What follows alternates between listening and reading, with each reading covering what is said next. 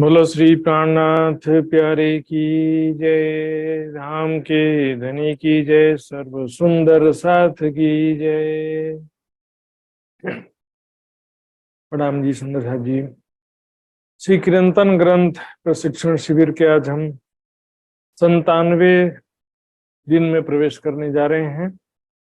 Zoom और Facebook के माध्यम से जुड़े हुए सभी सुंदर साथ जी का हार्दिक स्वागत करते हुए सभी सुंदर साथ जी के चरणों में प्रणाम करता हूँ। सुंदर साथ जी, आइए सुंदर साथ जी, आज का कार्यक्रम भी हम प्रारंभ करेंगे धाम धनी के आह्वान के साथ में। तो धाम धनी के आह्वान के लिए मैं नेपाल से आदरणीय मित्र कुमार पराजुली सुंदर साथ जी से निवेदन करता हूँ, धाम धनी का आह्वान करेंगे। इसके पश्चात पूजा खुराना सुंदर साथ जी तैयार रहेंगे।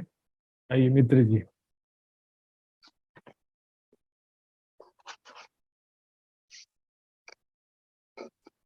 बोलिए श्री प्राणनाथ प्यारे की जय। सतगुरु महाराज की जय।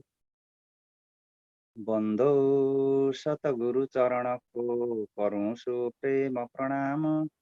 अशुभ हरण मंगल करण धनि श्री देव चंद्र जी नाम। श्री प्राणनाथ निज मूलपति श्री मेहराज सुअनाम। तेज कुंवरी श्याम युगल को पल पल करूं प्रणाम।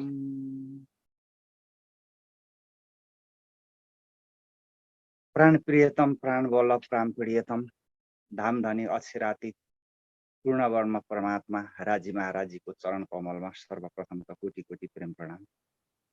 र सुशान्त महात्मा लगायत सम्पूर्ण सुन्दर साथीको चरण कमलमा कोटि कोटि प्रेम प्रणाम। स्वीकार्नुहोस् आजको राज्यको आह्वान। कार्यक्रमको सुरुवातमा आह्वान सुरु गरिँदैछ। प्रणाम।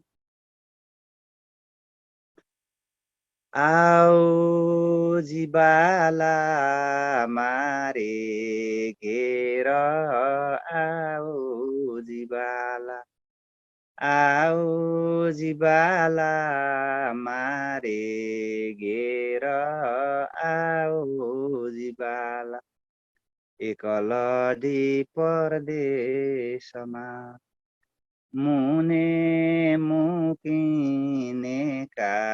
चल्या, आओ जीवाला, आओ जीवाला मारे घेर, आओ जीवाला मुने होते निंद लडी, मुने होते निदलडी तमे सुति मुखी कहाँ राते, तमे सुति मुखी कहाँ राते जागिने जोता पिउजी नपासे, जागिने जोता पिउजी नपासे पछि तुथासे प्रभाते, पछि तुथासे प्रभाते आओ जीवाला मारे घेर, आओ जीवाला, आओ जीवाला मारे घेर, आओ जीवाला कल कलिने कौसु तमने, कल कलिने कौसु तमने आओ जो आणी खिणे, आओ जो आणी खिणे मारा मनना मनोरथ पुरा जो, मारा मनना मनोरथ पुरा जो श्रीन्द्रावती लागि चरणे, श्रीन्द्रावती लागि चरणे आओ जीवाला मारे घेर, आओ जीवाला, आओ जीवाला मारे घेर आओ जीवाला आओ जीवाला मारे घेर आओ जीवाला। बोलिए श्री प्राणनाथ प्यारे की जय, सतगुरु महाराज की जय, संपूर्ण सुंदर साज की जय। प्रणाम।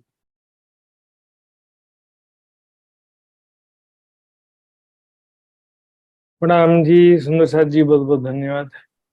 आदरणीय मित्र जी ने बहुत ही प्रेम श्रद्धा पूर्वक धामधनी का आह्वान किया।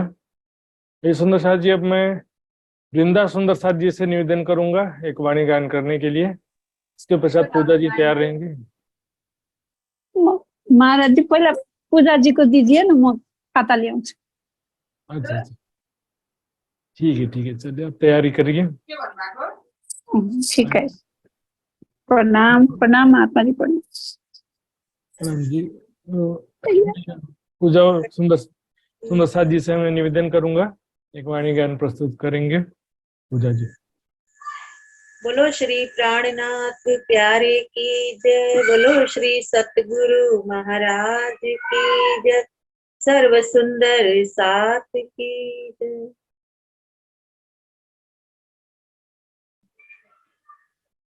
प्रकाश हिंदुस्तानी प्रकरण 36। गुण केते कहूँ मेरे पियु जी, गुण केते कहूँ मेरे पियु जी, जो हम सो किए अनेक जी, गुण केते कहूँ मेरे पियु जी, ए बुध इन आकार की क्यों कहे जुबां विवेक जी, गुण केते कहूँ मेरे पियु जी, ब्रज के सुख इत आए के हमको अलेखे दिए जी, रास के सुख हित दे के आप सरीखे किए जी, गुण केते कहूँ मेरे पियु जी, कई विध विध के सुख धाम के जो हमको दिए ईत जी, कई विध विध के सुख धाम के जो हमको दिए ईत जी, तारतम करके रोशनी, तारतम करके रोशनी, कई विध करी प्राप्त जी, गुण केते कहूँ मेरे पियु जी, सहजल सुख में जीलते काहू, दुख ना सुनिया नाम जी, सहजल सुख में जीलते काहू, दुख ना सुनिया नाम जी, सो माया में आए के सुख अखंड दिखाया धाम जी, गुण केते कहूँ मेरे पियो जी। कहे इंद्रावती अति उच्च रंगी, हमको लाड लड़ाए जी। निर्मल नेत्र किए जो आत्म के, निर्मल नेत्र किए जो आत्म के, पर्दे दिए उड़ाए जी। गुण के ते कहूँ मेरे पियो जी।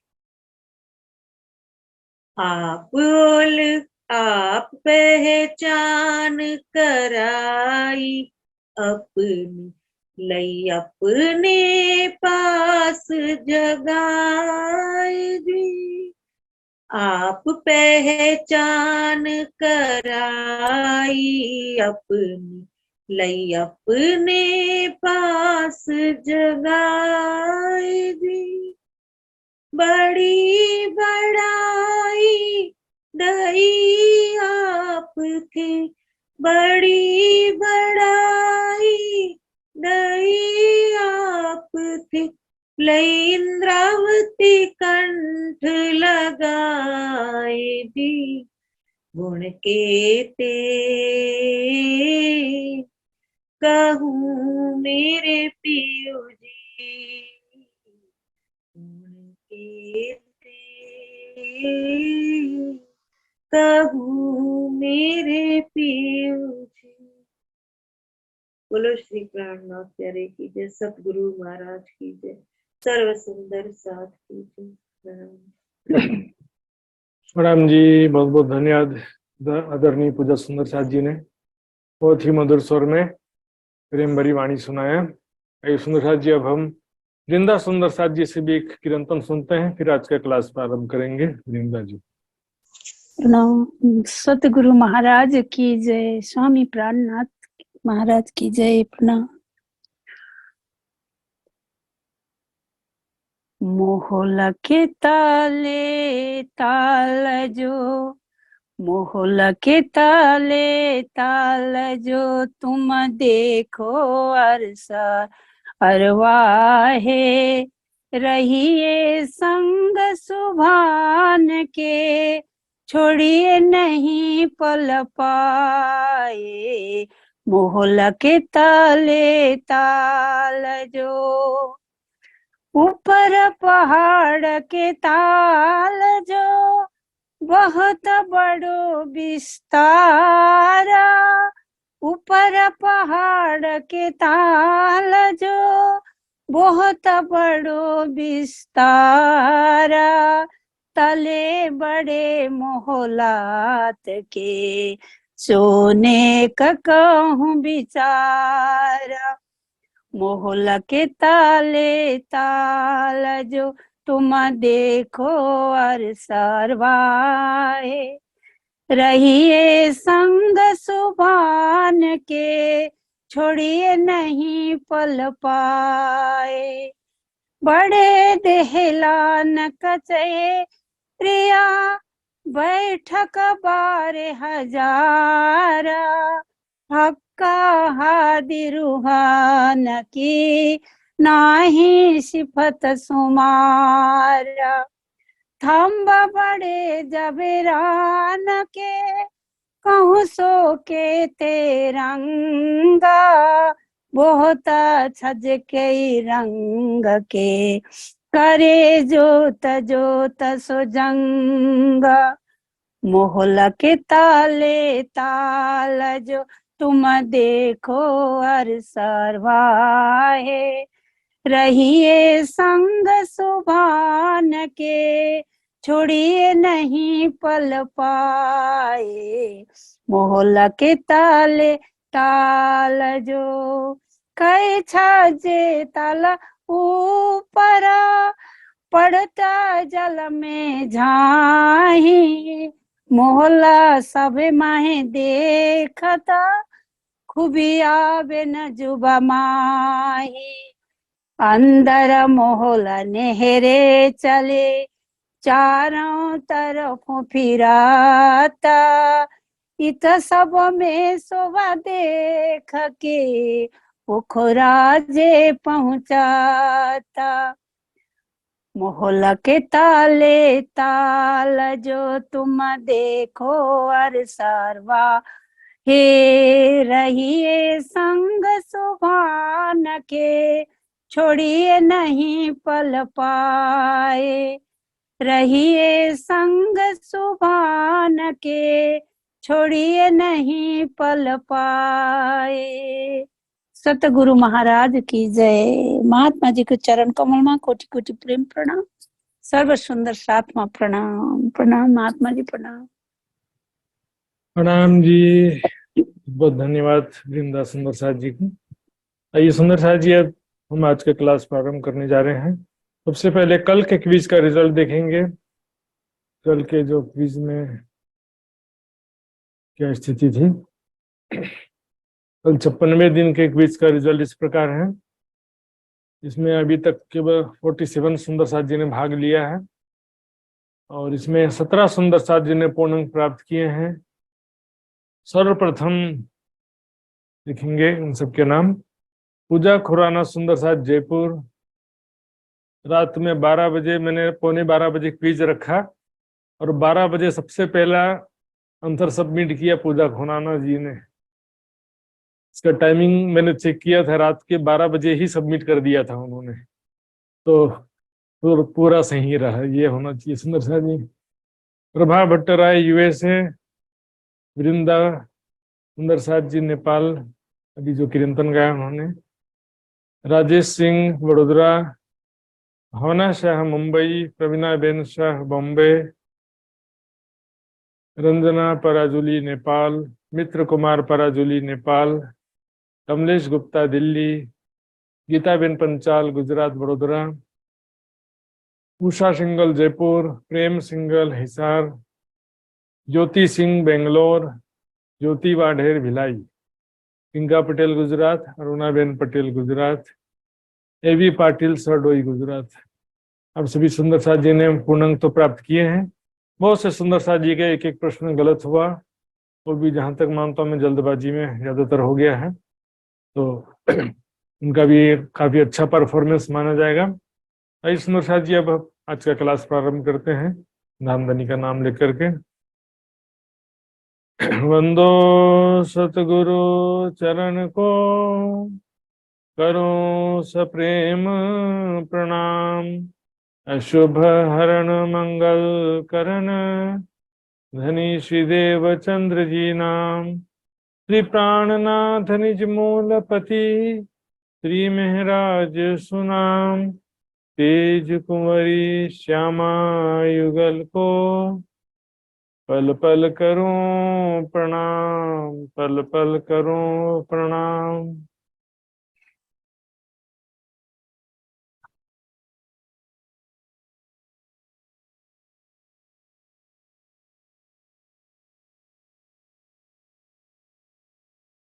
कोई कहे आधे आध माता और न कोई क्या है। शिव नारायण सबे याथे या बिन कछुए ना है, या बिन कछुए ना है। कोई कहे या को कर्म करता,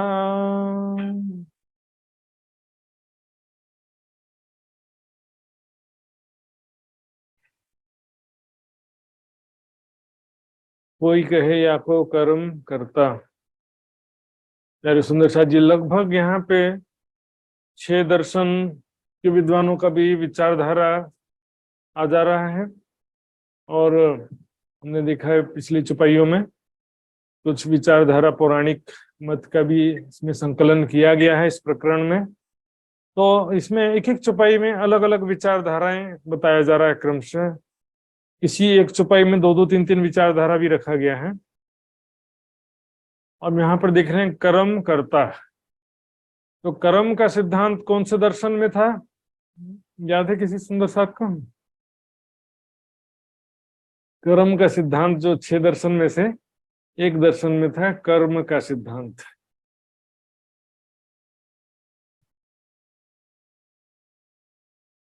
हाथ खड़ा करेंगे किसी को याद हो तो। और मित्र जी को याद है, मित्र जी बताएंगे। मीमांसा दर्शन महाराज हो। जी जी बिल्कुल सही जवाब। मीमांसा दर्शन में कर्म का सिद्धांत आया था। एक्चुअल में हमारा जो अध्यात्म जगत में भी बहुत सारे विद्वानों का या संत जनों का ऐसा भी मत रहता है कि कोई भगवान की पूजा करने की जरूरत नहीं है। किसी भगवान की, देवी देवता की, किसी परमात्मा की, न साकार की न निराकार की, किसी की भी पूजा भक्ति साधना ध्यान करने की जरूरत नहीं है। वर्क इज वर्शिप, कर्म ही पूजा है।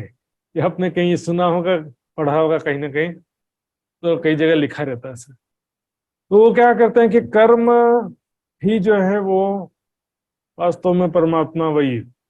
कर्म से ही मनुष्य जो है अच्छे कर्म करेगा तो अच्छा फल मिलेगा, ये तो सब जानते ही हैं। लेकिन कर्म से ही क्या होता है, मनुष्य जो है, कर्म से जीव जो है वो परमात्मा बन जाता है। बोल, अच्छे कर्म करने से, साधना ध्यान भक्ति करने से वही जो है जीव जो है वो परमात्मा का रूप हो जाता है। एक प्रकार से हो गया ना, अहम ब्रह्म आस्मि। तो इसमें कर्म में ध्यान साधना भी कर्म के अंतर्गत ही आ गया इनका, लेकिन वो अपने ही जो है अंतःकरण में, हृदय में जीव चेतना या शरीर के अंगों का ही ध्यान करते हैं। जो ऐसा परमात्मा नहीं है कहने वाले भी जो है ना, आप देखेंगे बौद्ध मत में जो विपश्यना योग है उसमें भी ऐसे ही है। परमात्मा का अलग से कोई अस्तित्व स्वरूप नहीं मानते हैं, फिर भी वो शरीर के अंगों में ही ध्यान करना उनका भी रहता ही है। तो इसलिए जो है यहाँ पर कर्म सभी प्रकार से हो जाता है। इसमें कोई भी हम अच्छे कर्म करते हैं, छोटा बड़ा कर्म, उसका जो है पूर्व संचित जो कर्म रहते हैं उसी के आधार पे कारण बनता है, और करता उस कर्म को करता है। मतलब जैसे मुझे गड्ढे में गिरना है, ऐसा मतलब कर्म फल निश्चित हुआ है कि मैं आगे जाके गड्ढे में गिरना है, तो उसी हिसाब से मेरी बुद्धि वैसी हो जाएगी और मैं वैसा ही कर्म करूंगा और उसी रास्ते पे जाऊंगा और वहां जाके गिरूंगा मैं। तो कर्म में भी क्या होता है कि कुछ कर्म फल पर से भी प्रेरित कर्म होते हैं, कुछ कर्म फिर उससे क्या होता है कि करता फिर वही उसी कर्म के उसके अनुसार ही कर्म को करता है। तप के द्वारा, साधना के द्वारा जीव ही जो है वो ईश्वर या ब्रह्म भी बन जाता है, और कर्म बंधन के कारण सब बंधे आवे जाएं। कर्म के कारण मतलब बुरे कर्म के कारण जो है पुनः पुनः संसार में आना पड़ता है। मनुष्य या पशु 84 लाख योनियों के जीव 84 लाख योनियों के तनों को धारण करना पड़ता है। सब बंधे आवे जाए, कर्म के कारण ही आवागमन रहता है। एक्चुअल में कर्म कोई देवी देवता का नाम या किसी शक्ति का नाम तो है नहीं। कर्म और ही वर्क इज वर्शिप, यानी अच्छे कर्म करो, कर्म ही पूजा है, कर्म ही साधना है। अच्छे कर्म ही समझो कि हमारा हेल्प करते हैं विपत्ति में, दुख में, बाधा में। तो कर्म पे ध्यान दो बोलते हैं। इसका कारण भी ये देखिए, बहुत सारे लोग क्या करते हैं, बहुत सारे लोग मंदिर में जाते हैं, मंदिर में तो पूजा पाठ करेंगे, लेकिन मंदिर से बाहर आते ही साथ निजी जीवन में उनका कर्म जो इतना बेकार हो जाता है, मतलब वो न किसी के प्रति दया रहता है, ना ईमानदारी रहती है ना। तो उससे क्या होता है, इसी कारण से लोग कहते हैं तुम तो पूजा करते हो लेकिन तुम्हारा कर्म कैसा है। लोगों को ठगते हो, लोगों पर अत्याचार करते हो, बेईमानी करते हो, या नीति से धन कमाते हैं। इसलिए क्या है कि ये कर्म का सिद्धांत इसलिए ज्यादा प्रचलित हुआ। आज भी कई मत ऐसे हैं जो कर्म पर फोकस करते हैं, देवी देवता या किसी भी साकार निराकार को किसी की भी पूजा पे वो नहीं मानते हैं। अच्छे कर्म से और अपने, क्योंकि शरीर में ही ध्यान जब करेंगे तो शरीर के अंदर ही ध्यान करते हो, शरीर के अंगों में ही, नासिकाग्र में, हृदय चक्र में, यहीं पर ध्यान करेंगे। तो इससे क्या होगा कि अच्छे कर्म से और ध्यान से वही जो है जीव ब्रह्म का रूप हो जाता है, जिसे ऐसा मानते हैं वो। बहुत सारे महापुरुषों की पूजा की जाती है संसार में। क्यों करते हैं? कि वो उन्होंने ब्रह्म साक्षात्कार कर लिया था या सिद्ध पुरुष हो गए थे। अब जैसे गौतम बुद्ध देखेंगे तो गौतम बुद्ध जो है राजकुमार सिद्धार्थ नाम था, तो वो तो एक राजकुमार थे, फिर वैराग्य हुआ तो फिर वो जंगल में साधना करने के लिए गए, साधना किया, फिर क्या हो गए? वो परमात्मा बन गए। तो ये प्रोसीजर हो गया समझो। और दूसरा कोई परमात्मा का काम ही नहीं, बोले खुद ही परमात्मा बन जाओगे अच्छे कर्म साधना करके, मैं खुद ही परमात्मा बन जाता हूँ। ऐसा तो घुमा फिरा के वही बात हो गया, हम ब्रह्मास्मि जैसे ही बात हो गया। दूसरे लोग क्या करते हैं, हम ब्रह्मास्मि वाले जो हैं वो क्या करते हैं, मात्र ज्ञान से ही स्वयं को ब्रह्म मान लेते हैं, है ना, मात्र ज्ञान से ही ब्रह्म मान लेते हैं। बहुत सारे लोग ऐसे भी हैं इसमें। लेकिन साधना के द्वारा, तप के द्वारा, अच्छे कर्म के द्वारा कोई जो सिद्ध पुरुष बन जाता है, महान पुरुष बन सकता है, लेकिन परमात्मा बने नहीं जाते हैं। परमात्मा कभी बनता है क्या? परमात्मा तो अनादि है, अनंत है। तो परमात्मा जो है अनादिकाल से है, अनंत काल तक रहने वाला है। तो वो परमात्मा कोई नया कैसे बन सकता है कि मैं ध्यान करके परमात्मा बन जाऊं? ऐसा कैसे पॉसिबल? देवी देवता जगत का कार्यभार संभाले हुए हैं, लेकिन कोई महापुरुष जो है बन सकता है लेकिन परमात्मा नहीं बना जाता है। जो बोले परमात्मा बन गया, ऐसे बहुत सारे महापुरुषों की हमारे संप्रदाय में भी परमहंस के नाम पर बहुत सारे महापुरुषों की पूजा का बहुत ही गलत ये सिस्टम है। सुंदर साथ जी प्रचलन पूजा करने का, फोटो की पूजा, उनका जो है महापुरुषों की पूजा, तो उसमें जो है परमात्मा तो मूल स्वरूप जो है परमात्मा एक ही है, वो एक रस है, अपरिवर्तनशील है। अच्छे कर्म करना चाहिए, लेकिन कर्म ही परमात्मा है और दूसरा कोई परमात्मा नहीं है, ऐसा भी गलत है। और कर्म के द्वारा कोई परमात्मा बन जाता है, वो भी गलत है। क्या करें? तीनों गुण भी कर्म में मान दे। तीनों गुण जो हैं, सतोगुण और रजोगुण, तो कोई सतोगुण के वशीभूत होकर के कर्म करता है, कोई रजोगुण के वशीभूत होकर कर्म करता है, और कोई तमोगुण के वशीभूत होकर कर्म करता है। कोई मिश्रण भी रहता है, तीनों गुणों का मिश्रण ही तो रहता ही है, क्योंकि किसी में एक गुण ज्यादा रहता तो दूसरा कम रहता, लेकिन रहता तीनों गुण है।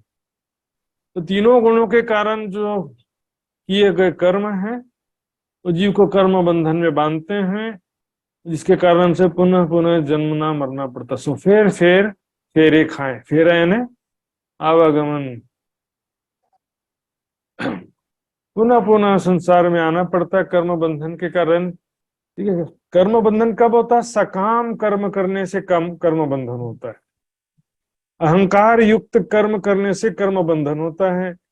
कर्म, अच्छे कर्म तो करना ही चाहिए, लेकिन निष्काम भावना से, अर्थात उसके बदले में कोई स्वार्थ ना हो।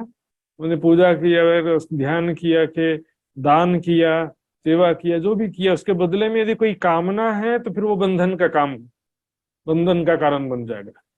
हमने सांसारिक सुखों के लिए या मान प्रतिष्ठा के लिए सत्कर्म किया तो वो हमारे लिए कर्म बंधन का कारण बनेगा। अहंकार युक्त होकर के कर रहे हैं कि मैंने किया है, ये अच्छा काम मैंने किया है, तो फिर वो भी बंधन का कारण बन जाता है। वास्तव में ग्रंथों में देखो, कर्म को ही बंधन कहा गया है। पाप जो है, भागवत में क्या लिखा? पाप लोहे की जंजीर है और पुण्य सोने की जंजीर। पाप और पुण्य दोनों ही बंधन का कारण है। राजा भर्तृहरि जब ऋषि बन गए, उन्होंने क्या लिखा अपने वैराग्य शतक में कि विचार करने पर किए गए पुण्य कर्म भी दुख का कारण होते हैं। क्योंकि जिस पुण्य के फलस्वरूप पुण्य कर्म किया ना, तो पुण्य के बदले में क्या मिलेगा? संसार की सुख सामग्री मिलेगी, धन मिलेगा, परिवार, मकान, मान प्रतिष्ठा, ये सब पुण्य के बदले में मिलता है। तो पुण्य भी जो है वो दुख का कारण कहा उन्होंने। क्योंकि जो धन मिलेगा तो उसका परिणाम क्या होगा, भोग विलासिता में डूबेंगे तो वो भी दुख का कारण बन जाएगा, मान प्रतिष्ठा में डूबे तो भी दुख का कारण बनेगा, है ना। सुख सुविधा में जितनी मिलेगी, तो पुण्य का फल जो है वो सुख की वस्तुएं तो हैं लेकिन सुख नहीं है। और भोगों का परिणाम तो रोग होता ही है, रोग दुख शांति। इसलिए तो पुण्य कर्म भी बंधन का कारण है, दुख का कारण भी है। पुण्य कर्म भी दुख का कारण है, पाप कर्म तो दुख के कारण है ही। इसमें निष्काम कर्म, अहंकार रहित होकर कर्म करना पड़ता है। वाणी में कहा ना, कैसी होना चाहिए भावना, करत करावत तुम कहत कहलावत तुम, हुआ है होसी तुमसे ए फल खुदाई इलम। अहंकार रहित होकर निष्काम कर्म करना होता है। निष्काम यानी बदले में कोई कामना ना हो, अहंकार रहित होने मैं कर रहा हूं ऐसा भावना नहीं होना चाहिए कि परमात्मा की कृपा से, परमात्मा की शक्ति से सब हो रहा है, मैं क्या कर सकता हूँ, यदि मैं कर सकता हूँ तो बहुत क्यों नहीं करते, सारे ब्रह्मांड में जाकर नहीं कर दो। तो कर्म को ही बंधन कहा गया एक्चुअल में, मतलब सकाम कर्म को बंधन कहा गया एक्चुअल में देखा जाए तो। इसको ठीक तरह से लिखेंगे तो सकाम कर्म, कर्म कर्म जो है वो कोई वस्तु भी नहीं है, कोई शक्ति भी नहीं है, तो परमात्मा कैसे कहा जा सकता है। परमात्मा कम से कम शक्ति को, ब्रह्म सत्ता को तो कहा था उन्होंने, लेकिन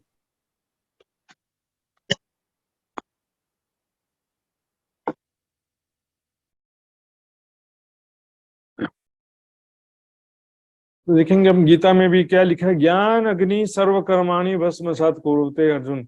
ज्ञान रूपी अग्नि में सारे कर्मों को जला के भस्म कर दो अर्जुन, तब जाकर के सारे कर्म, पाप भी और पुण्य भी जब नष्ट हो जाएंगे तब ही मोक्ष की प्राप्ति होगी। और वो कैसे नष्ट होंगे, ज्ञान रूपी अग्नि से। अर्थात मैं शरीर नहीं हूं और संसार में जो कुछ जब करने कराने वाले कोई और है ना। कर्ता भाव का त्याग करना जरूरी, मैं कर रहा हूं इसका भाव का त्याग हो। कुरान में लिखा है, देखिए कुरान में क्या लिखा है कि जो हो रहा है हो चुका है और जो होने वाला है पहले से ही, ये सब कुछ पहले से ही एक स्पष्ट किताब में लिखा हुआ है। तो ये बात तुमको क्यों बता रहे हैं, उसमें लिखते हैं कि ये बात आपको इसलिए बतलाई जा रही है कि जो कुछ सफलता मिले उसका अहंकार मत करो, और जो असफलता मिले तो उसका भी ग्लानि मत करो, है ना। ये जो सिद्धांत है हुक्म का सिद्धांत, ये है कि बाद में काम आता है, जब कर्म का परिणाम आ गया तब आता है। कर्म करते समय ये सिद्धांत, उस समय भी मानसिक रूप से हमको सफलता असफलता में समभाव रखते हुए कार्य का प्रारंभ करो, ऐसा लिखा हुआ है ना। पूर्णता अपूर्णता और सफलता और असफलता में समभाव रखते हुए कार्य का प्रारंभ करो, तो परिणाम जो भी हो, मेरा जो देखिए मेरी सफलता मेरा प्रयास है। अब देखिए मुंडकोपनिषद में क्या लिखा हुआ है, विद्यते हृदय ग्रंथि छिद्यन्ते सर्व संशय। देखिए इसमें ना क्या है कि ब्रह्म तत्व को प्राप्त कर लेने पर, अर्थात ब्रह्म ज्ञान को प्राप्त कर लेने पर हृदय की सभी वासनाएं नष्ट हो जाती हैं, ज्ञान में ग्रंथियां संशय नष्ट हो जाते हैं, जिससे कर्म बंधन भी नष्ट हो जाते हैं ना। ब्रह्म ज्ञान के द्वारा ही कर्म बंधन नष्ट होने की बात है। हालांकि ज्ञान जो है वो मतलब मात्र रटंत विद्या वाला ज्ञान नहीं होना चाहिए। उसमें क्या होना चाहिए, पहला तो वैराग्य युक्त ज्ञान होना चाहिए, वैराग्य सहित ज्ञान, आत्मकल्याण की तरफ होना चाहिए। केवल दूसरों को सुनाने के लिए प्रोफेशनल ज्ञानी कोई काम नहीं आने, परोपदेश पांडित्यम में ज्ञान हृदय को टच नहीं कर पाता है। दूसरा जो है जो ज्ञान का अनुभव भी होना चाहिए, हमको अंदर से साक्षी देना चाहिए। तो यदि वैराग्य है, समर्पण है, तो वाणी पढ़ते हुए भी ज्ञान जो है क्या होगा, वाणी पढ़ते पढ़ते भी उसका हमको अनुभव हो जाता है कि हाँ ये बात मेरे लिए कही जा रही है और ये मैं ही हूँ। हर बात को अपने ऊपर घटित करते हुए अनुभव भी होता जाता है, कई बार वाणी पढ़ते पढ़ते भी अनुभव हो जाता है। हक सुराही बका खिलवत में इलम पिलावेशरा। परम धाम का वर्णन पढ़ते पढ़ते भी हमारी सुरता परम धाम का आनंद प्राप्त करने लगती है, यदि वैराग्य हो, सेवा समर्पण हो, वाणी मंथन हो, सब ठीक। तो ये क्या कि ज्ञान के द्वारा ही कर्म बंधन नष्ट करने का वर्णन किया गया है। इसलिए ना ज्ञान युक्त उत्तम कर्म निष्काम भाव से करना है, अहंकार रहित होकर करना है। फल की अपेक्षा से रहित होकर अनासक्ति पूर्वक करना है ना, ज्ञान युक्त। अज्ञानता से युक्त कुछ भी कर्म कर रहे हैं, बोले कि हमने तो भक्ति किया, क्या बात है, ज्ञान नहीं था तो उल्टा पुल्टा भक्ति के नाम पर तुमने जो कुछ किया उसका कुछ भी फल मिलने वाला नहीं है ना। ज्ञान नहीं होने से क्या होता है कि फिर वो अंधभक्ति हो जाता है, गलत दिशा में परिश्रम हो जाता है ना। मेहनत तो बहुत सारा है, प्राप्ति रत्ती बोलते हैं, मेहनत अति प्राप्ति रत्ती वाला हालत हो जाता है। रत्ती भर बोलते हैं ना, 2 उंगली के बीच में रत्ती भर। अच्छे कर्म करना है, मतलब निष्काम भावना, अहंकार रहित, मैं नहीं कर रहा हूं, सब परमात्मा करने कराने वाले हैं, तो बुरे कर्म करके हुक्म को दोष नहीं दे सकते भाई। हमको प्रयास उत्तम कर्म करने का ही करना है। बाद में परिणाम में गलती हो सकती है, बाद में अपन जब पूर्ण प्रयास किया हो तब बाद में बोल सकते हैं कि मैंने तो पूर्ण प्रयास किया लेकिन माया के प्रभाव में या राज्य के हुक्म से ऐसा हो गया करके, बाद में बोल सकते हैं, पहले नहीं बोल सकते। पहले से जो है हम जो है ऐसा नहीं कर सकते कि जो है ये सब गलत काम जानबूझ के करें और बोले कि राज्य के हुक्म से हो रहा है, ऐसा नहीं कर सकते।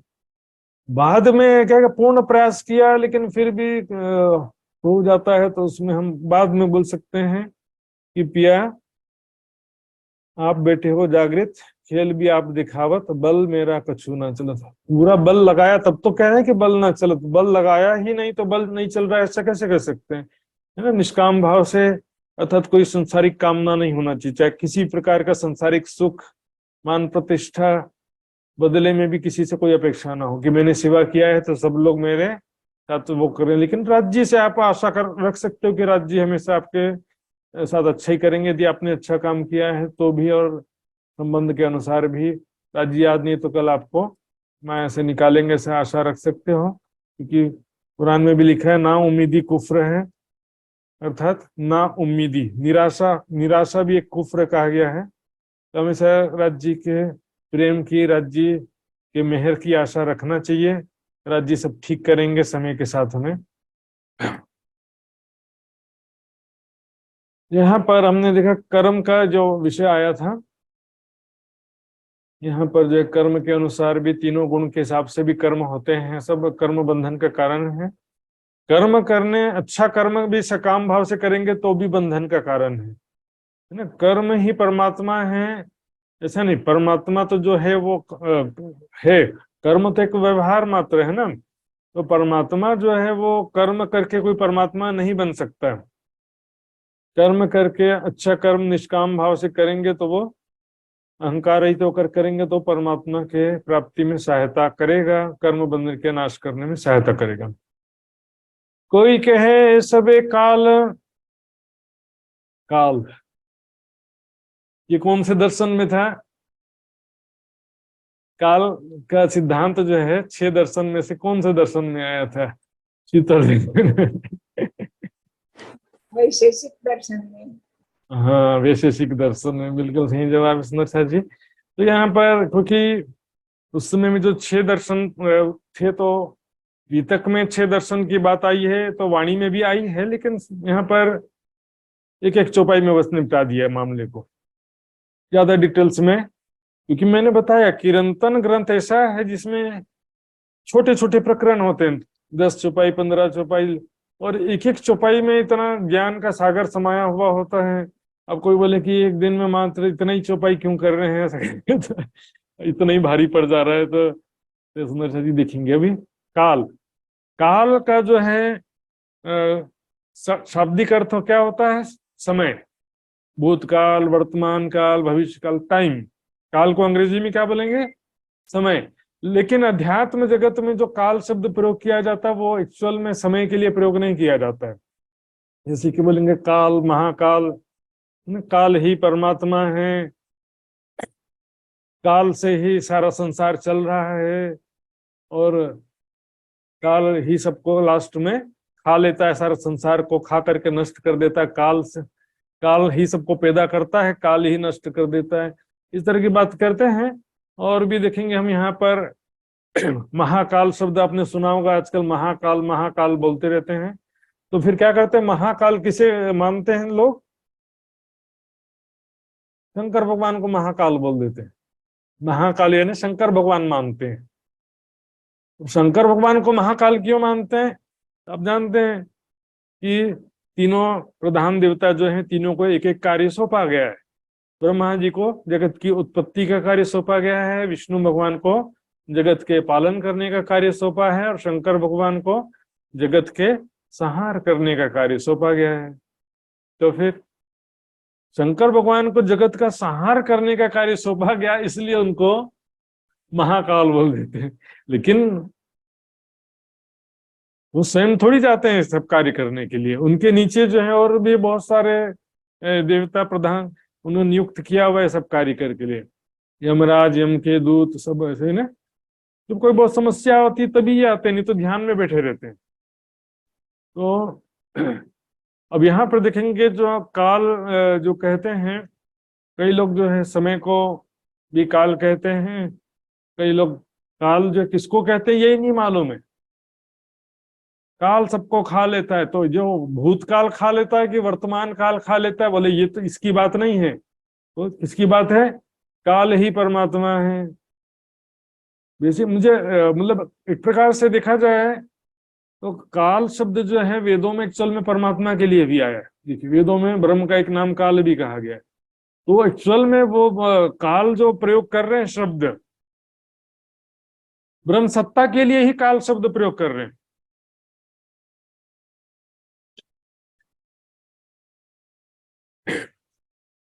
ब्रह्म सत्ता को ही यदि हम काल की जगह में ब्रह्म सत्ता प्रयोग करें तो ब्रह्म सत्ता से ही सारा संसार पैदा होता है, ब्रह्म सत्ता के द्वारा सारा संसार चल रहा है, और ब्रह्म सत्ता के द्वारा ही अंत में सब कुछ समाप्त हो जाता है। तो काल शब्द का एक एक्चुअल में ब्रह्म सत्ता को ही वो भी काल कह रहे हैं एक प्रकार से। इसी से देखेंगे काल से क्या कह रहे हैं कि कर्म और शक्त उपाय, काल के द्वारा कर्म और शक्ति की उत्पत्ति होती है ना, उसी से ही कर्म और शक्ति की उत्पत्ति होती है। अब इसमें क्या उनका तात्पर्य संसार का समय नहीं है। जो काल परमात्मा ऐसा कह रहे हैं उनका भी तात्पर्य समय की बात नहीं है। वो काल कोई पदार्थ भी नहीं है, व्यवहार मात्र एक टाइम, भूतकाल वर्तमान। लेकिन क्या है इसमें जो है ना ब्रह्म सत्ता को ही वो काल मान करके बैठे हुए। अब क्या होता है देखेंगे, कर्म शक्त उपाय, ब्रह्म सत्ता से सारा संसार चल रहा है और कर्म हो रहे हैं, अर्थात परमात्मा के हुक्म से, परमात्मा की शक्ति से ही सभी कर्म कर रहे हैं। उसके बिना कोई कर्म कर सकता है? राज्य ने जैसा दिल में तैसा इत होता गया, जैसा हजूर हुक्म कर। तो राज्य ने जैसा दिल में लिया है, या तो ब्रह्म जैसा संकल्प करता है वैसा संसार में होता है। तो भैया उसने राज्य ने जैसा डिसाइड किया है, राज्य के इच्छा अनुसार और राज्य की शक्ति के द्वारा संसार में सभी कर्मों में, अपने अपने कर्मों में प्रवृत्त है, कर्म कर रहे हैं। ये ना कर्म जो है वो काल से उत्पन्न होता है, अर्थात ब्रह्म सत्ता से कर्म उत्पन्न होता है, अर्थात कर्म कर रहे हैं सब लोग ब्रह्म सत्ता के द्वारा कर्म कर रहे हैं। ठीक है। अब दूसरा जो है शक्ति। संसार में हम देखते हैं कि वैसे तो बेसिकली एक ही चित्त की चेतना शक्ति है, होती है ना। मेरी चित्त में एक ही चेतना शक्ति है, वही चेतना शक्ति सपने में आई तो स्वाप्निक चेतना शक्ति हो गई, और सपने में ही विभिन्न रूप, शक्तियों का विभिन्न रूप हो जाता है। सपने में ना बहुत सारी चीजें नियंत्रित कर होती हैं, अलग अलग शक्तियों का। मेरे हृदय की एक ही शक्ति विभिन्न रूपों में कार्य कर रही होती है। तो उसी प्रकार से संसार को, जो संसार जो ब्रह्म सत्ता के द्वारा संचालित हो रहा है, ब्रह्म सत्ता के द्वारा संसार नियंत्रित हो रहा है। तो ब्रह्म सत्ता जो है वो विभिन्न रूपों में कार्य करती है। यहाँ पर देखेंगे बहुत सारी रूपों में ब्रह्म सत्ता यहाँ पर कार्य कर रही होती है। यहाँ पर ब्रह्मा विष्णु महेश तीनों के द्वारा ही अलग अलग कार्य हो रहा है ना। शक्ति, ये सब शक्तियां तो है ना। जगत के उत्पत्ति का कार्य हो रहा है, जगत के पालन का कार्य विष्णु भगवान के द्वारा हो रहा है, शंकर भगवान के द्वारा संहार करने का कार्य हो रहा है, और भी शक्तियां बहुत सारी हैं यहाँ पे। तो शक्ति भी जो है वो काल के द्वारा प्रकट हुई है, ऐसा कहते हैं। काल के द्वारा कर्म भी, और काल है ना, यहाँ पर ब्रह्म सत्ता लगा देंगे तब सेट हो जाएगा। ब्रह्म सत्ता के द्वारा सभी कर्म कर रहे हैं, ब्रह्म सत्ता के द्वारा ही, और ब्रह्म सत्ता की द्वारा ही विभिन्न शक्तियां संसार में प्रकट हो करके संसार का कार्य, संसार को चलाने का कार्य कर रही है। देखते हैं बहुत सारे देवताओं को अलग अलग डिपार्टमेंट आता है ना, जल देव, अग्नि देव, वरुण देव, इंद्र देव, ये देव, वो देव, सबका अलग अलग डिपार्टमेंट कार्य सौंपा हुआ है। ऐसी बहुत सारी शक्तियां होती हैं संसार में खेला, लेकिन वो सभी एक ही चित्त की चेतना की शक्ति के ही विभिन्न रूप है। कण कण में ब्रह्म सत्ता और सभी प्राणियों के हृदय में स्थित जीव चेतना रूपी ब्रह्म सत्ता, ये दोनों भी बेसिकली एक ही है, दोनों ही ब्रह्म सत्ता के रूप में, फिर भी दोनों का कार्य के हिसाब से अलग अलग है। कार्य के हिसाब से जीव चेतना रूपी ब्रह्म सत्ता का अलग कार्य है, कण कण में स्थित ब्रह्म सत्ता का भी अलग कार्य। तो ब्रह्म सत्ता के ही विभिन्न रूप में शक्तियां उत्पन्न होती हैं। खिलावे अपने मुख में, काल अपने मुख में सबको खिला रहा है। अभी मुख में क्यों खिलाएगा, ये तो अलंकारिक वर्णन हो गया ना। मतलब अपने मुख में मतलब क्या होता है, अपने कंट्रोल में,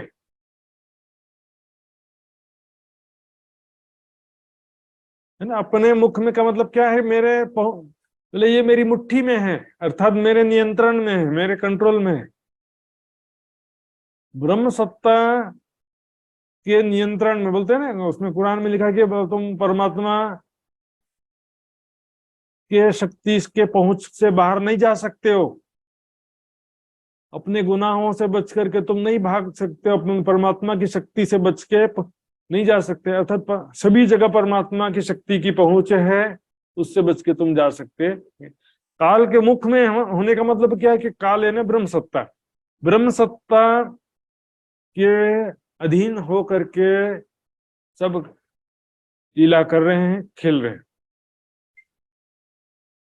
ब्रह्म सत्ता खिला रहा है सबको, और दुनिया ब्रह्म सत्ता के अंतर्गत खेल रही है।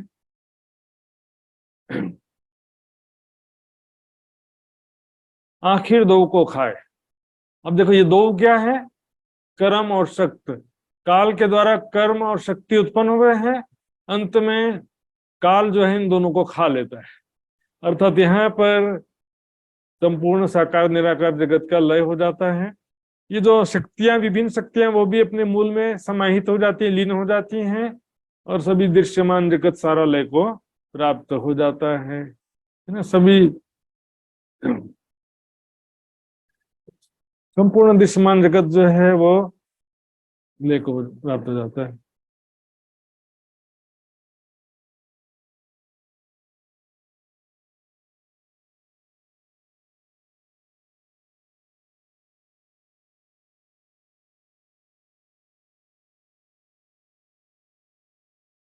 तो यहाँ पर काल का हमने देखा, जो वैशेषिक दर्शन के मान्यता के अनुसार काल वास्तव में जो समय वाला काल कुछ अज्ञानी लोग मानते हैं, लेकिन बेसिकली जो काल शब्द यहाँ पर कह रहे हैं उनको भी मालूम नहीं कि काल, उन लोग एक अदृश्य शक्ति को काल का कह के पुकार रहे हैं। जो संसार के कण कण में एक शक्ति है जो दिखाई नहीं देती है, लेकिन अनुभव होता है कि ये सारा संसार किसी शक्ति के द्वारा नियंत्रित हो रहा है, किसी शक्ति के द्वारा चल रहा है।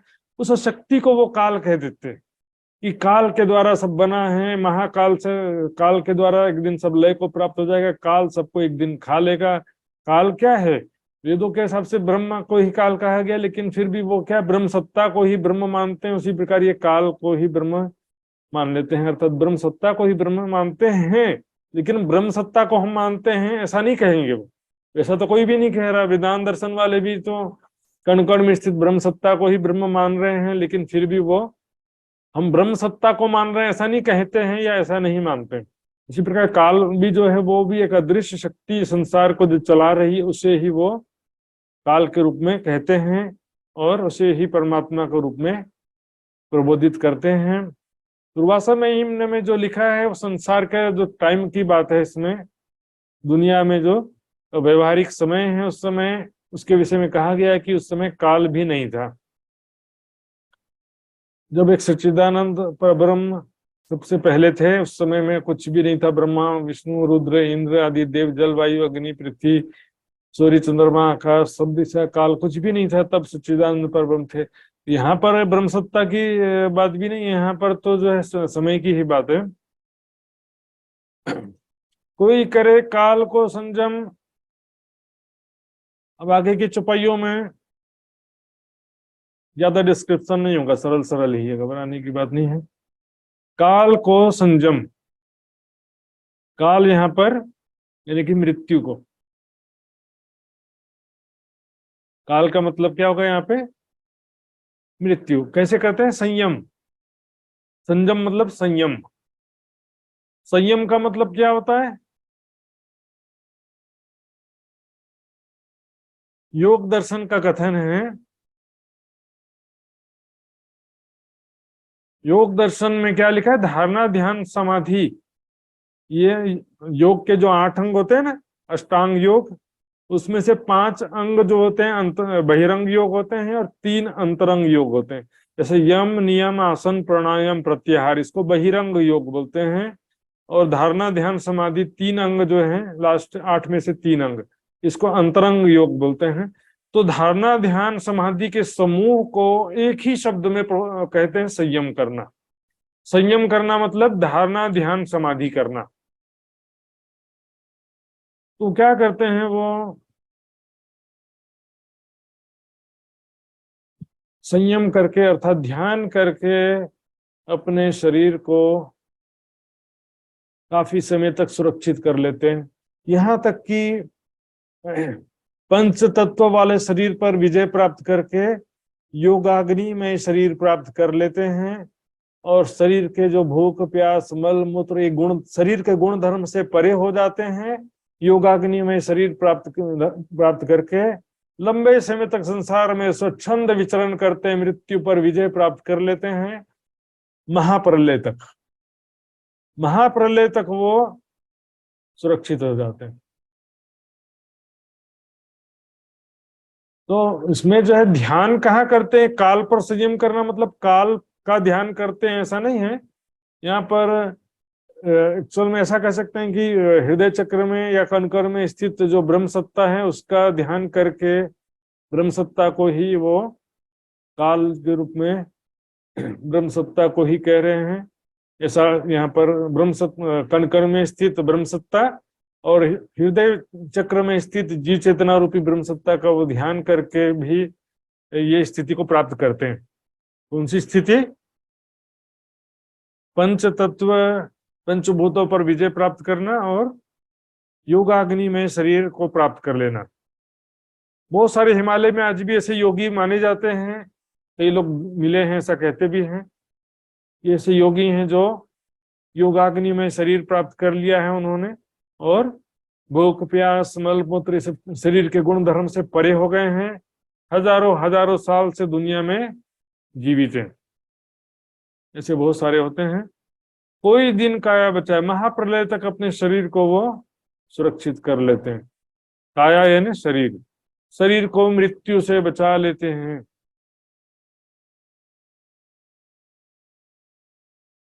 कोई रातें करामतें, रातें करामतें, रातें का मतलब यहाँ पर रात्रि वाला रातें नहीं है। रातें मतलब दिखाना, प्रदर्शन करना। करामातें चमत्कार का प्रदर्शन करते हैं, सिद्धियों का प्रदर्शन करते हैं कि हम तो ध्यान करते समय जमीन से 4 कदम, जमीन से 2 फीट ऊपर उठ जाते हैं कि ऐसा हो, ऐसा सिद्धि है, मतलब सबकी मनोकामना पूर्ण कर लेते हैं, बिना कहे दिल की बात जान लेते हैं, 14 लोक में कहाँ क्या हो रहा है उसको भी जान लेते हैं। आता ना वाणी में चौपाई आया था, आगम भाखो मन की परखो सूदे 14 भवन, मृतक को जीवित करो पर घर की ना होवे गम। यो सब निगम न चाहे। निगम का मतलब होता है वेदों के भाष्य ग्रंथ, जैसे कि उपनिषद दर्शन आदि जो होते हैं, ये वेदों के जो भाष्य ग्रंथ है उसको निगम कहते हैं। जैसे किताब भी अपने में छपा है, भट्टाचार्य जी रचित किताब है। भट्टाचार्य जी जो विद्वान आते हैं, प्राणनाथ जी के समय थे, उनके द्वारा लिखा हुआ किताब है निगमार्थ दीपिका। निगम अर्थ दीपिका, निगम मतलब उपनिषद। वहां पर उपनिषदों का अर्थ खोला गया है, उपनिषदों का रहस्य खोला गया है निगमार्थ दीपिका ग्रंथ में। तो निगम में उपनिषद भी आ जाते हैं, 6 दर्शन भी आ जाते हैं। 6 दर्शन में एक आ गया योग दर्शन। योग दर्शन में तीसरा पाद क्या है? विभूति पाद, जिसमें विभिन्न प्रकार के सिद्धियों का वर्णन है, कहाँ ध्यान करने से कौन सी सिद्धि प्राप्त होती है। हालांकि उसमें लिखा भी है कि ये सिद्धियां जो परमात्मा के मार्ग में बाधक हैं, ऐसा लिखा भी है। फिर भी सब क्या होता है कि लोग जो हैं ये 6 दर्शन, उपनिषद और ये सब जो भाष्य ग्रंथ है, इनके द्वारा क्या है, सत्य की पहचान नहीं कर पाते, एक परमात्मा की और उसको प्राप्त करने के सत्य मार्ग की भी पहचान नहीं कर पाते हैं। तो वो क्या है कि दिखावे में अहम ब्रह्मास्मि का दिखावा करके और कुछ लोग सिद्धियां चमत्कार प्राप्त करके स्वयं को ब्रह्म समझ लेते हैं कि मैं ब्रह्म हो गया हूं, मैं इतनी सिद्धि प्राप्त किया है, मेरे द्वारा ऐसा ऐसा चमत्कार हो जाता है, तो मैं क्या हो गया हूं, ब्रह्म का स्वरूप हो गया हूं, ऐसा समझ लेते हैं। साधो कहर कही करामात, ये दुनिया तितरांचे। तो यहाँ पर जो है अपने शरीर को जीवित रहना, ये भी एक सिद्धि है ना। सिद्धियां प्राप्त करके अपने शरीर को लंबे समय तक सुरक्षित रखना, ये भी एक सिद्धि है। और विभिन्न प्रकार की सिद्धियां प्राप्त करते हैं संयम करके, अर्थात धारणा ध्यान समाधि करके, अलग अलग चक्रों में, अलग अलग अंगों में या वस्तुओं में ध्यान करके जो है वो इस तरह से जैसे एक्चुअल में यहाँ पर ब्रह्मसत्ता ज्यादा सही शब्द होगा इसमें, और वो ब्रह्मसत्ता का ध्यान करने ऐसा नहीं बोलेंगे। वो क्या करेंगे, काल का ध्यान कर रहे हैं, तो ब्रह्मसत्ता नासिका हृदय चक्र, यहाँ पर क्या है, ये तो ब्रह्मसत्ता है। शरीर के 7 चक्रों में क्या है, ब्रह्मसत्ता का ही रूप है वहां पे। पढ़े गुने विकार न छूटे, पढ़ते हैं धर्म ग्रंथों को, शास्त्र 6 शास्त्रों को, धर्म ग्रंथों को, उपनिषदों को पढ़ते हैं। दूसरा गुने, गुने मतलब चिंतन करना, चिंतन भी करते हैं, फिर भी विकार न छूटे। इसमें क्या है कि जो सबसे पहले ज्ञान, ब्रह्म ज्ञान नहीं होने से क्या होगा कि अहंकार छूटेगा नहीं, अहंकार नहीं छूटेगा तो अहंकार सारे विकारों की जननी है। इस शरीर और संसार के प्रति मैं और मेरा की जो भावना है, मैं और मेरा, अहम मम, मैं और मेरा की भावना ही सारे विकारों की शुरुआत है।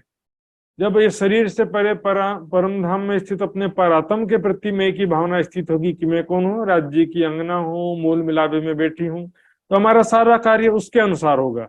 और जब अब इस शरीर के प्रति मैं की भावना रहेगी तो हमारा सारा कार्य और सारा चिंतन इसी के अनुसार होगा। शरीर की मैं है तो इसी के हिसाब से चिंतन होगा ना, कार्य भी इसी के हिसाब से, मुझे भूख लगी है, मुझे ये करना, मुझे बहुत सारा वो करना है, मुझे तो क्या चिंतन भी ऐसा ही होगा दिन भर। तो ये इसमें अहंकार सबसे महत्वपूर्ण होता है। जब तक अपने आत्म स्वरूप का, परमात्मा के स्वरूप का, धाम का, लीला का ज्ञान नहीं होता है, तब तक क्या होता है कि विकार न छूटे, विकार भी नहीं छूटते हैं। आग न अंग थे जाए सुनसे, अज्ञान रूपी अग्नि उनके हृदय से दूर होती नहीं।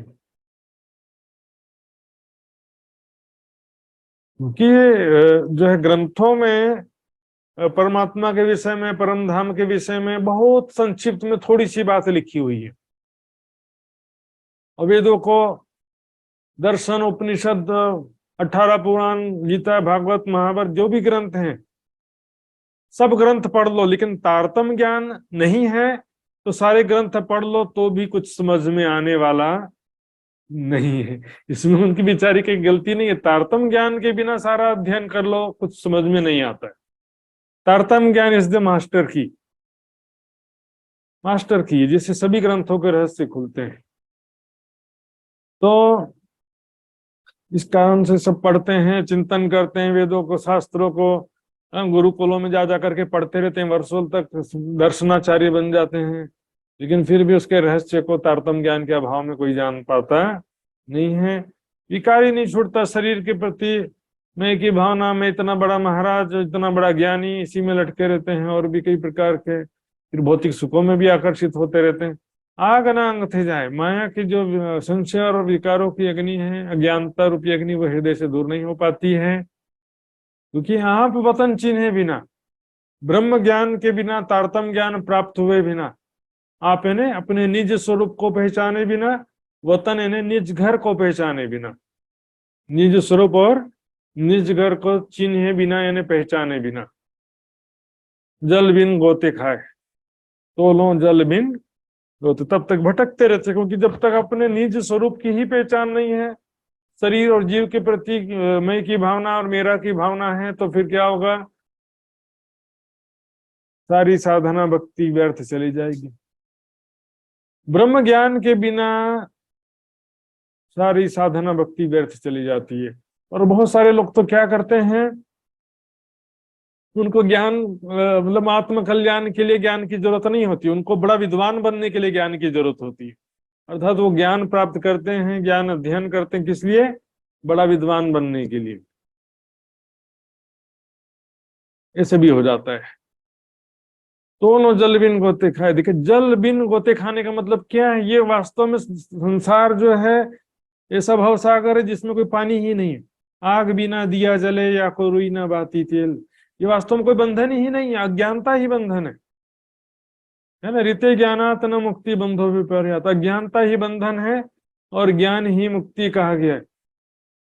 ज्ञानेन सदृशम पवित्र मीना ही विद्यते, ज्ञान जैसा पवित्र करने वाली कोई भी वस्तु संसार में नहीं है। ब्रह्म ज्ञान सबसे जरूरी चीज कहा गया है। ज्ञान के बिना लगे हुए हैं भक्ति तपस्या साधना सब करने में, क्या करेंगे? बहुत दौड़े तो शून्य तोड़ी आड़ी पड़ी निराकार, निराकार से आगे कोई जा ही नहीं सकता। क्षर जगत से आगे बेहद मंडल में कोई भी नहीं जा सका, तो परम धाम तो दूर की बात है ना। ब्रह्म ज्ञान का मतलब ही है अपने निज स्वरूप की, निज घर की और आत्मा के प्रीतम परब्रह्म की पहचान होना ही ब्रह्म ज्ञान है। तो अपने निज स्वरूप की, निज घर की पहचान नहीं होगी, तब तक क्या होगा? शरीर के प्रति मैं की भावना बनी रहेगी, नहीं तो जीव के प्रति मैं की भावना बनी रहेगी। और ज्ञान होने पर क्या होता है? संसार सारा सपना हो जाता है। वास्तव में हम भव सागर में फंसे ही नहीं हैं, मूल विलावे में धाम धनी के चरणों में बैठे हुए हैं, वहां से बैठे बैठे सपने के समान देख रहे हैं। ये सारा दृश्य जो दिखाई दे रहा है सारा का सारा झूठ है। जैसे कोई सपने में कोई भूत प्रेत देख रहा है या सर्प को देख रहा है, उसको बहुत डर लगेगा ना, और उस समय में कितना भी भागते रहे नहीं बच सकता वो। लेकिन उसको कोई जगा दे, उठ जा, क्यों घबरा रहा है? बोलेगा अच्छा किया जगा दिया, मैं तो सपने में ऐसा डरावना सपना देख रहा था, तूने जगा दिया, अच्छा किया। इसमें जगाने का इंपॉर्टेंट क्या? ज्ञान ही जो है कहा गया, जीव बंधानो अज्ञाने अज्ञान निद्रा जोर, अज्ञानता ही बंधन, वाणी में भी कहा गया। यही तुम्हारी भूल है तुम्हें बंधन यही बात, यही फरामोशी तुमको जो भूल गए थक जात। राज जी को जो भूल गए, निज स्वरूप को भूल गए, निज घर को भूल गए, यही तो बंधन है ना। राजा बृहत्सेन की पत्नी का दृष्टांत भी मैंने बताया था, है ना। राजा बृहत्सेन की पत्नी थी, रात में उसने क्या किया?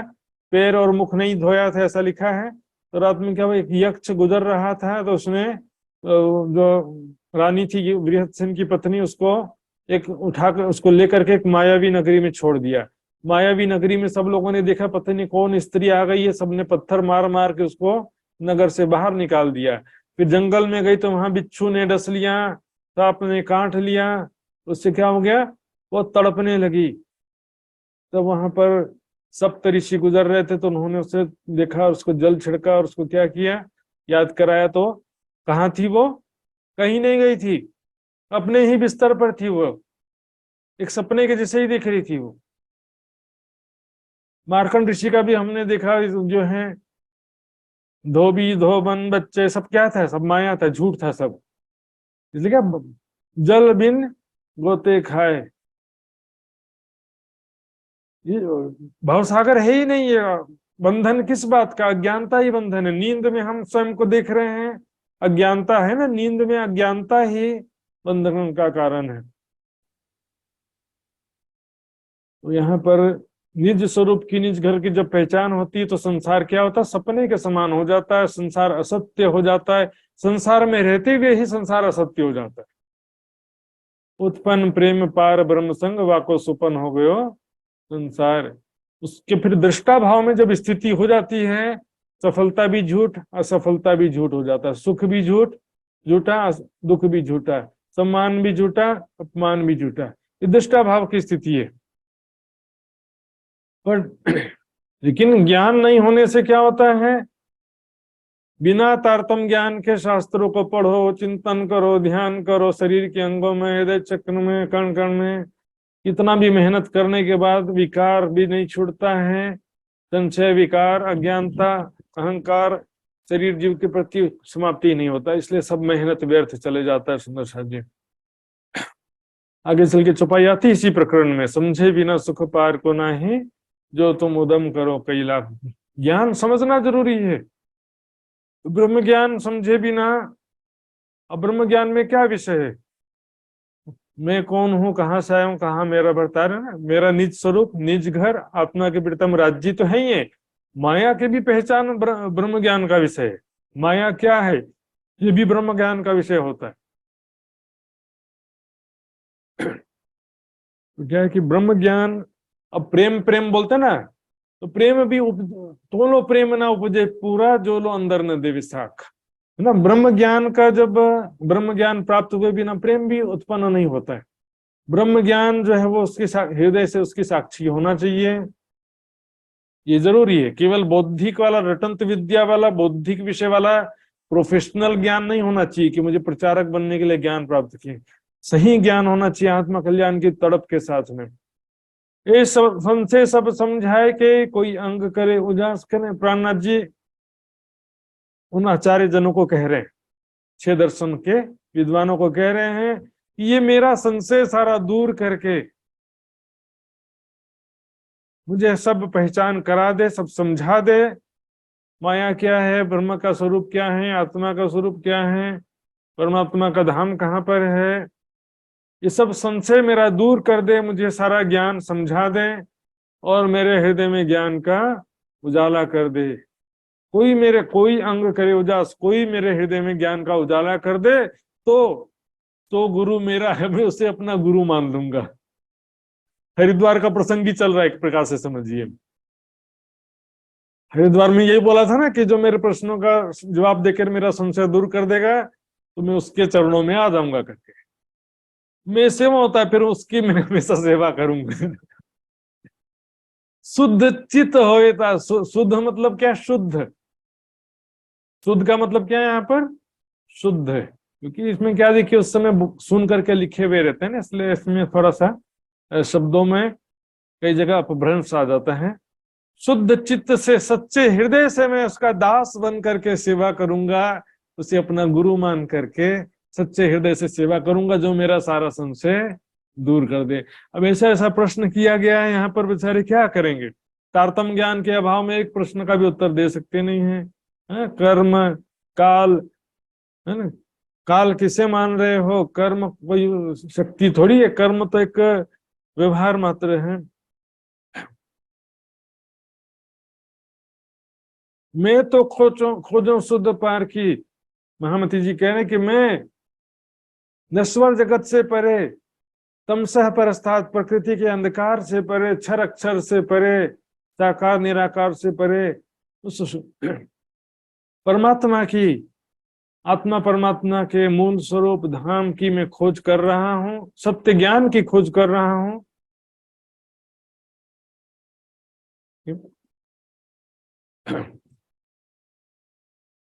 मैं तो सत्य ज्ञान की खोज में लगा हुआ हूं, निराकार से परे के ज्ञान की, मतलब परमात्मा के, आत्मा के मूल स्वरूप की।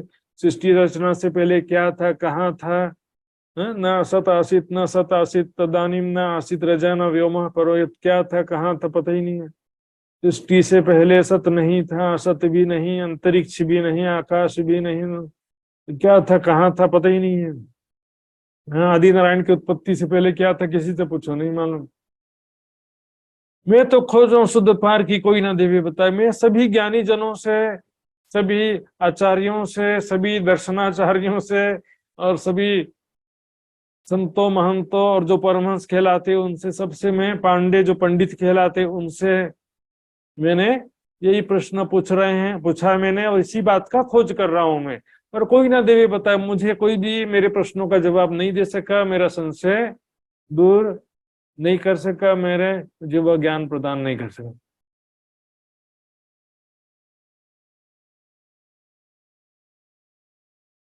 तो मोह अहंकार के बीच में तो अब यहीं में रहे भरमाए।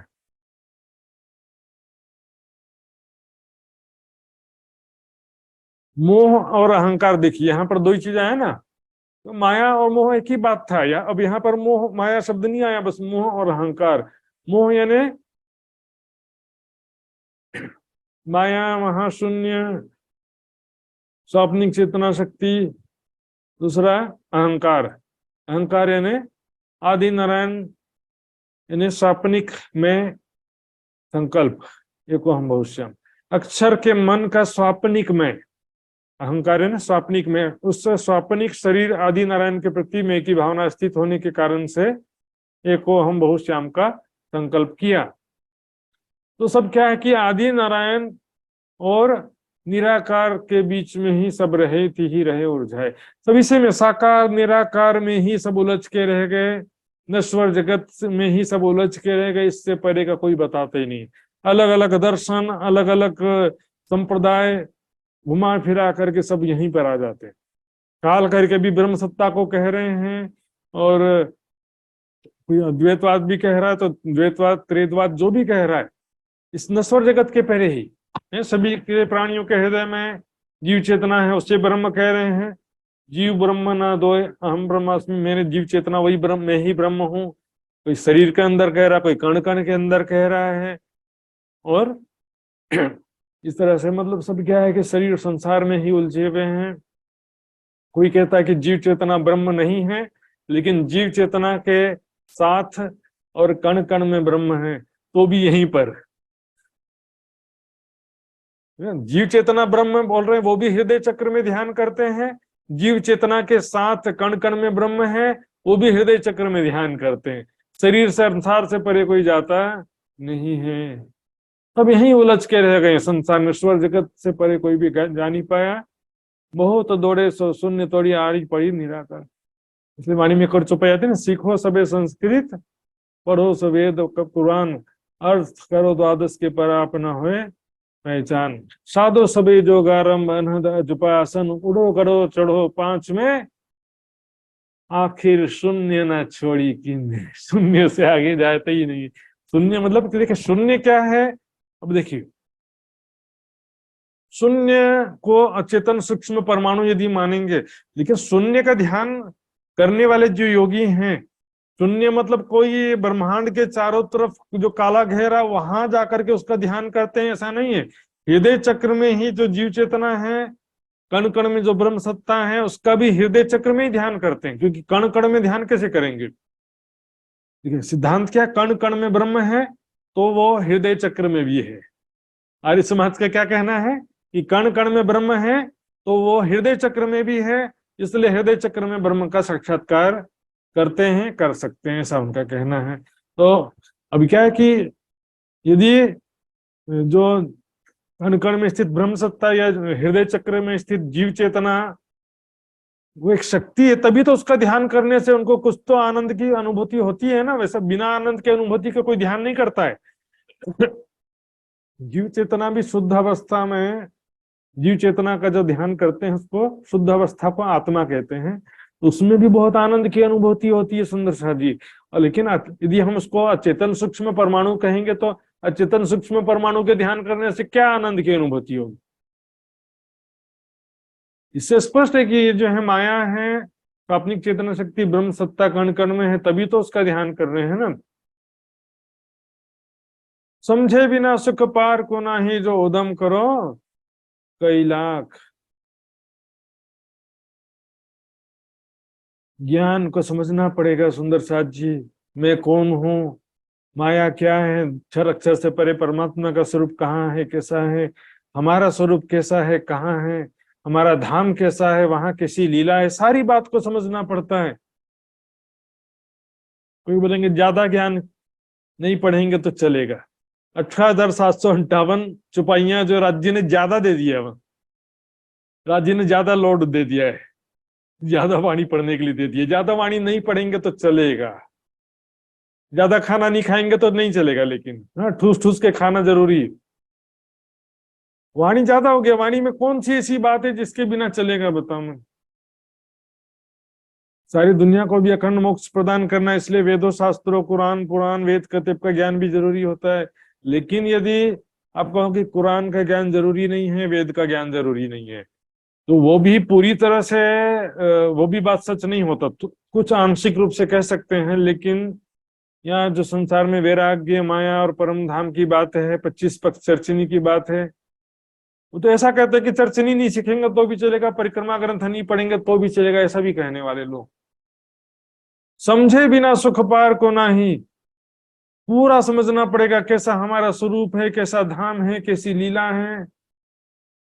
ब्रह्म ज्ञान के बिना उद्यम करो कई लाख जो, चाहे कितने भी साधना भक्ति कर लो, लाखों साधनाएं क्यों ना कर लो। शरीर के अंगों में ध्यान करना सरल है, हृदय में ध्यान करो बोलेंगे, वो सरल है क्योंकि शरीर के अंगों में ध्यान करना सरल है। लेकिन वाणी के अनुसार परम धाम का धारणा ध्यान करना कठिन हो जाता है सुंदर साथ के लिए भी, इसलिए हृदय चक्र में ध्यान करना उनके लिए सरल हो जाता है। हृदय चक्र में ध्यान करो ऐसा कहाँ लिखा है वाणी में? दिल में करने ध्यान करने का मतलब है अपने हृदय में, हृदय रूपी पटल में ध्यान करने का मतलब क्या है? हृदय में चिंतन करो, हृदय में देखो, हृदय में ध्यान करो, मतलब क्या है?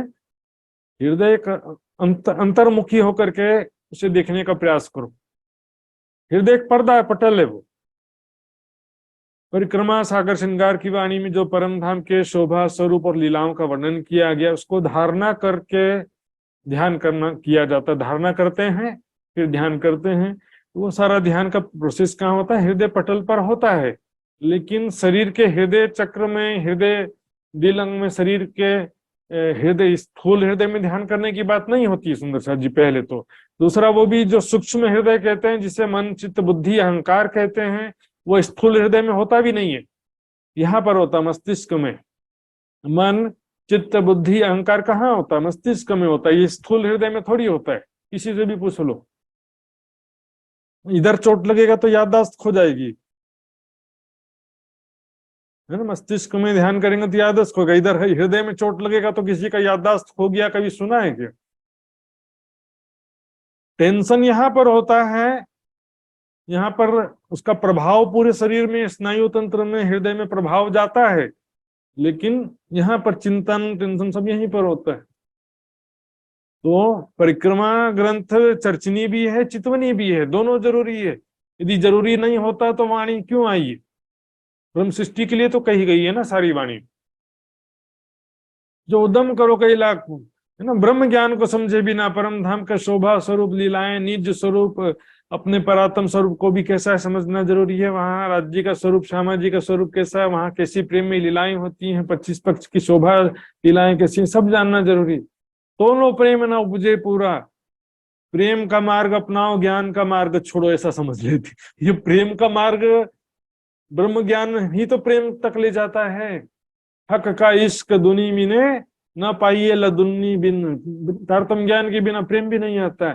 तुमको इसको उपजाने करूं सब उपाय, इसको उपजाने का उपाय ही क्या है? प्रेम उपजाने का उपाय ही ये वाणी है, परिक्रमा ग्रंथ। चौथा प्रकरण क्या लिखा है तो देखिए, हाँ, ज्ञान को छोड़ने से प्रेम आ जाएगा ऐसा नहीं है, लेकिन वाणी को पढ़ने का तरीका जो मैंने बताया, प्रोफेशनल नहीं होना चाहिए, वैराग्य होना चाहिए, आत्मकल्याण की तड़प होना चाहिए, अपने हृदय का दर्द दूर करने के लिए वाणी पढ़ना चाहिए पहले, बाद में फिर दूसरे का प्रचार कार्य राज्य चाहे तो आपसे करा सकते हैं। लेकिन हमारा लक्ष्य ना पहले वो होना चाहिए ना बाद में वो होना चाहिए। धनी तुम्हारी साहेबी तुम अपनी राखो आप, इश्क दीजिए मोहे अपना में तांसा करो मिला। अब देखिए यहाँ पर जो है, जो अंदर ना दे वे साख, अपना हृदय कब साक्षी देगा? जब वैराग्य होगा, सेवा समर्पण होगा, तब तो हृदय साक्षी देगा ना।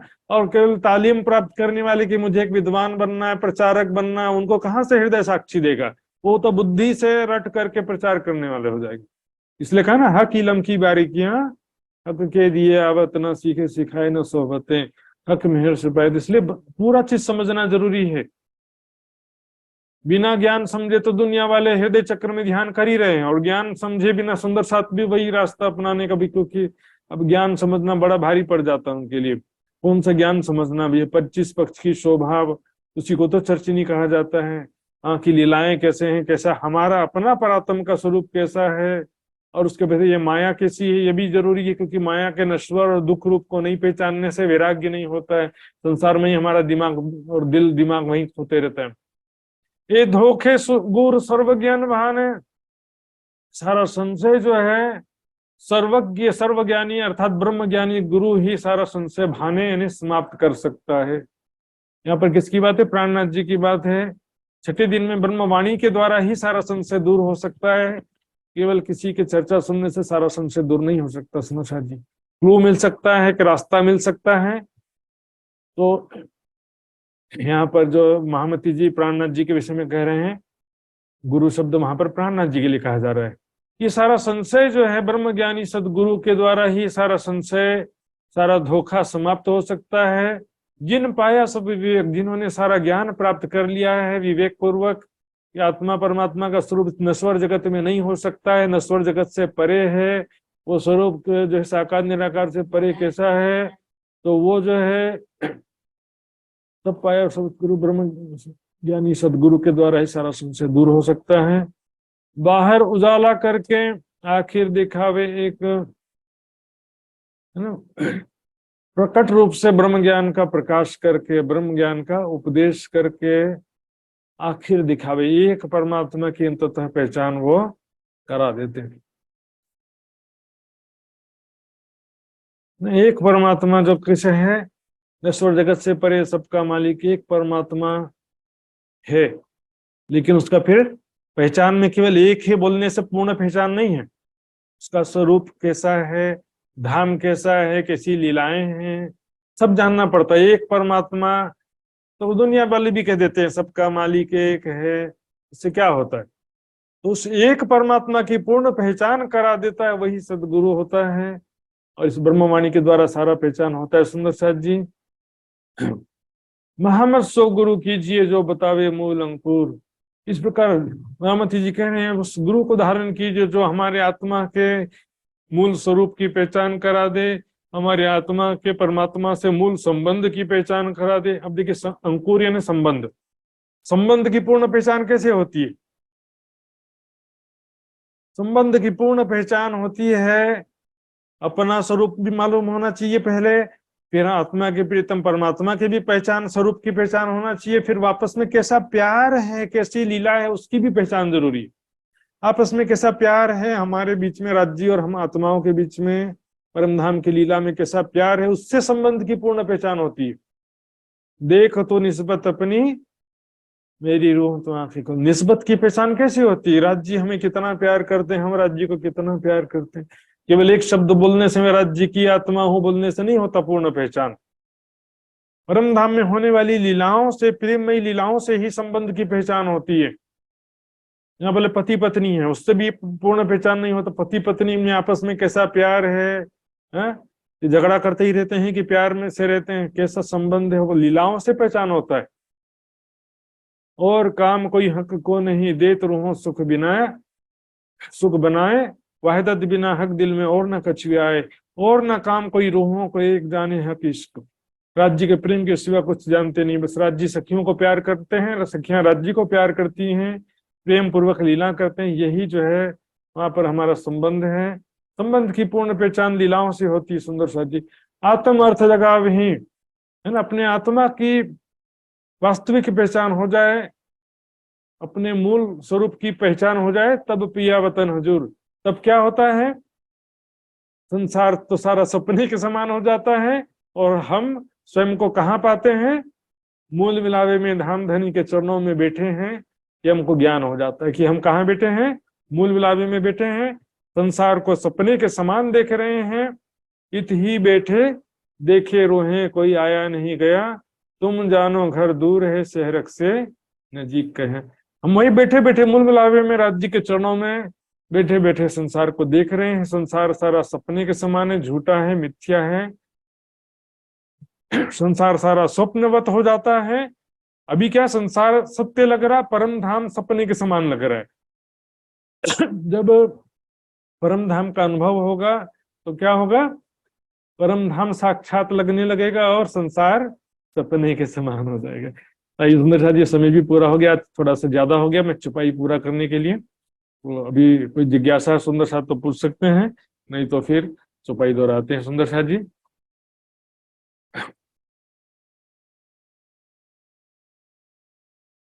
सुंदर साहब जी चुपाई दोहराते हैं। और जो जिज्ञासा है सुंदर साहब जी को फोन करके व्हाट्सएप मैसेंजर के द्वारा भी पूछ सकते हैं। सुंदर साहब जी आइए चुपाई दोहराते हैं।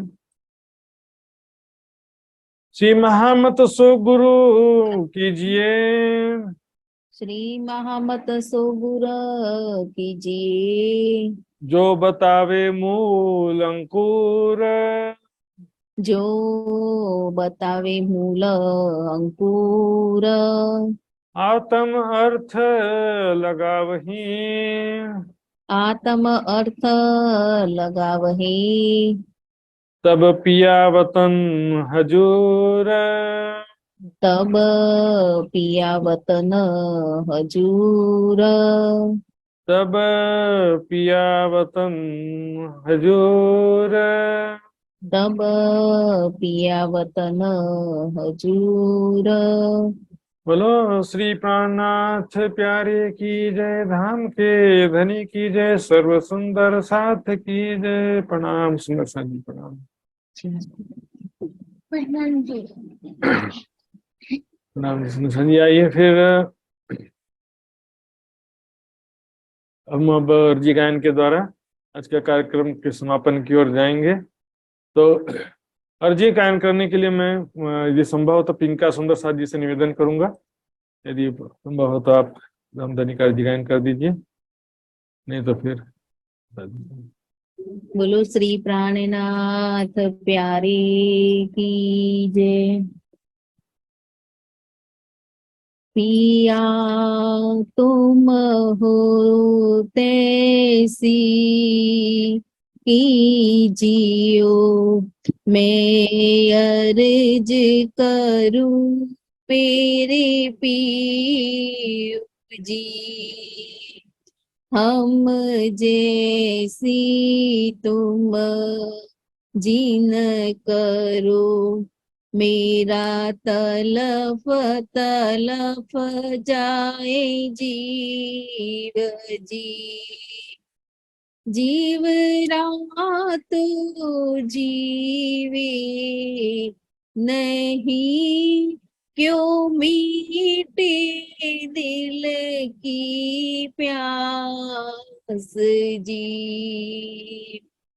तुम बिना किन सो कहूँ, तुम हो मेरी आस जी।